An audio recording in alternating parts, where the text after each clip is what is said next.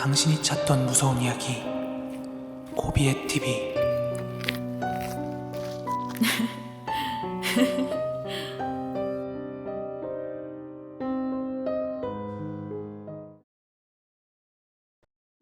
지금 들려드릴 이야기는요, 귀신 이야기는 아니고 제가 약간 신기 있는 사람을 만나서 되게 신기한 이야기를 하나 들은 적이 있어요. 제가 군 생활하고 있을 때 말년이었거든요. 근데 그 당시에 되게 말도 안 되는 사고로 제 치아가 2개나 부러지는 사고를 입었습니다. 그렇게 치료를 받는 도중에 군 생활은 종료가 됐고, 제가 복학하기 전에 열심히 일도 하고 놀고 있을 시기였어요. 그러다 한 번은 이게 미팅도 아니고 그냥 아는 사람 술자리 같은 데 껴가지고 다 같이 술을 한 잔 먹게 됐는데, 그 자리에 있었던 사람들이 고등학교 동창 3명, 그리고 전혀 모르는 여자 3명이 모여가지고 이제 즐겁게 술 한잔을 하고 있는데, 그 자리에 있던 난생 처음 본 여자가 자꾸 저를 막 뚫어져라 쳐다보는 거예요. 되게 이쁘장하게 생긴 여자분이었던 걸로 기억이 나거든요. 그래서 속으로는 저 여자가 내가 마음에 드나? 나 좋아하면은 한번 사귀어볼 법한데? 이런 생각을 하고 있었어요. 그런데 대뜸 말을 걸어옵니다. 저 혹시 치아 상태 안 좋죠? 네? 네네. 그 당시 제 이빨은 이미 치료가 끝난 상태여서 외관상으로는 뭐가 티가 나지 않는 상태였어요. 그런데 이어서 여자가 묻더라고요. 제가 초면에 이런 말씀드리면 실례인 건 아는데요, 혹시 치아 상태 무지 안 좋지 않나요? 네, 치아 때문에 교정도 받고 그 다음에 다치기도 하고 수년 동안 이것 때문에 엄청 고생했어요.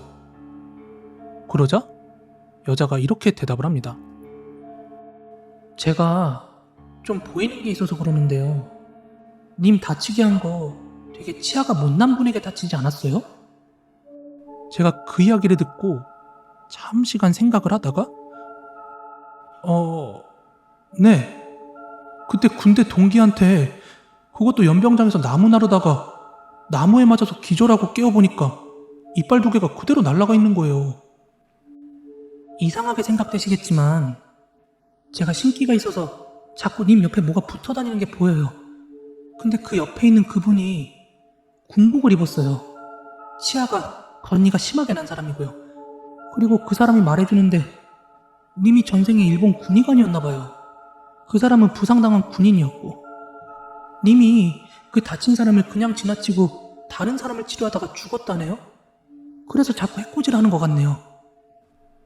이게 무슨 소린지 어안이 벙벙하던 중에 그 여자가 이어서 말을 합니다. 그 죽은 군인이 이빨 못난 사람에게 항상 피해를 보게 할 거예요. 앞으로 살면서 덧니가 난 사람이라면 피하는 게 좋으실 것 같아요. 그래서 제가 물었어요. 네? 그러면 그게 영원히 그런 거예요? 글쎄요. 언젠가 시간 나시면 절에 가서 기도 좀 하시고 그러세요. 그 군인이 말하네요. 왜 그때 날 지나쳤냐고. 너무 억울하다고. 그걸 듣고 나서 너무 무섭기도 하고 기분이 좋지가 않아가지고 빨리 그 자리에서 일어났습니다. 그리고 집에 들어가서 어머니한테 나 술자리에서 이런 일이 있었다 하고 말씀을 드렸죠. 그러자 어머니가 바로 다음날 저를 데리고 무당집에 간 거예요. 그리고 거기서 살풀이를 했습니다. 근데 그 무당도 이러는 거예요. 너 전생에 억울하게 죽은 젊은이가 널 따라다니고 있다고.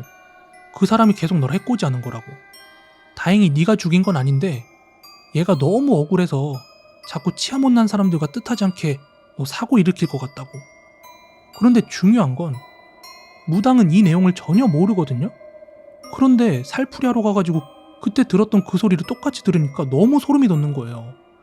그날 저는 미나리, 검은 콩, 풀스윙으로 내던지는 거 다 맞았고요. 성인 남자가 때리는 거 저리 가라 할 정도로 정말 파워가 세게 맞았어요. 그리고 마지막에 그 무당이 막 알아듣지 못하는 일본어로 뭐라고 막 이렇게 소리를 내는데, 그걸 마지막으로 굿이 끝났습니다. 그런데 무당이 말하길 또 올 거야. 만약 안 오면 너 이빨이라도 고통스럽게 할걸? 그 굿을 마무리하고 20여 년이 지났습니다. 그리고 지금 제 이빨은 아직도 치료 중이고요. 지금 저는 병원입니다. 참고로 교통사고가 나서 차가 전손이 되었는데요. 저는 100% 피해자인데 이거 정말 거짓말처럼 들리시겠지만 가해자가 덧니가 났더라고요. 오비완 괴노인님의 이야기고요. 지금부터 들려드릴 이야기는요. 제가 아주 어렸을 때 이야기입니다. 아마 유치원 들어갈 무렵 그쯤일 거예요. 왜냐하면 저는 그 당시 기억이 전혀 없거든요. 부모님이 저한테 이 이야기를 해주신 게 불과 몇 년 전이었습니다. 한 2년쯤 됐나? 제가 어렸을 때 제가 걷지 못한 일이 한 2번 정도가 있었거든요. 첫 번째가 지금 말씀드릴 이야기고요. 두 번째는 7살 무렵의 성장통 때문에 일시적으로 걷지 못했던 일이에요. 근데 제가 처음 걷지 못하게 되었을 때 이거 도저히 방법이 없어가지고 이리저리 막 어떻게 하면 애를 걷게 할 수 있을까 방법을 찾으시던 중에 큰어머니께서 대구에 용한 무속인이 있으니까 그분 모셔가지고 한번 굿을 해보자고 하셨다고 합니다. 근데 서울에 있던 저희 집에서는 뭔가 이걸 굿판을 벌릴 처지가 안 돼가지고 저희가 직접 대구로 내려갔었다고 해요. 그래서 큰 댁 마당에 판을 벌리고서 굿을 시작했는데 그 무속인 분이 저를 보시더니 이렇게 말씀을 하셨다고 합니다. 할아버지가 손자기 없다고 무릎을 쓰다듬고 있네. 저희 할아버지는요 6.25 때 실종되셨거든요. 그때가 80년대 초중반이었었는데 그때까지 할아버지 제사를 모시지 않고 있었습니다. 우선은 실종이셨으니까요. 어쨌든 원인이 할아버지가 귀엽다고 그 쓰다듬어주는 손길이 아이한테는 그게 너무 까칠까칠해서 걷지를 못한다. 그렇게 판단한 무속인이 저보고 할아버지한테 절하고 인사드리라고 그렇게 시켰대요. 그래서 어린 나이니까 엉거주춤 어른들 따라서 그렇게 절을 2번을 하고 나니까 신기하게 제가 다시 걷기 시작했다는 겁니다. 저희 부모님, 그리고 큰아버지 네분들, 그리고 고모님들, 그 외 많은 친척분들이 보고 계시는 가운데 제가 그렇게 걸었대요. 그래서 그 다음 해부터는 할아버지 제사를 모시기 시작했다고 합니다. 그리고 저는 전혀 기억이 없는데 정말로 할아버지 손길이 막 까끌까끌해서 그랬는지 그 제가 걷지 못하던 당시에 할머니께서 가까이 오시기만 하셔도 제가 막 울고불고 소리를 지르면서 그렇게 거부를 했다고 하시네요. 참 듣고 보니까 되게 신기하기도 하고 아무튼 저는 그런 일들을 겪다 보니까 영혼이 있다고 확신하는 쪽도 아니고 또 없다고 딱 부정하는 쪽도 아니고 그렇지만 조금은 뭔가 있진 않을까 하는 쪽으로 기울어 있는 것 같습니다.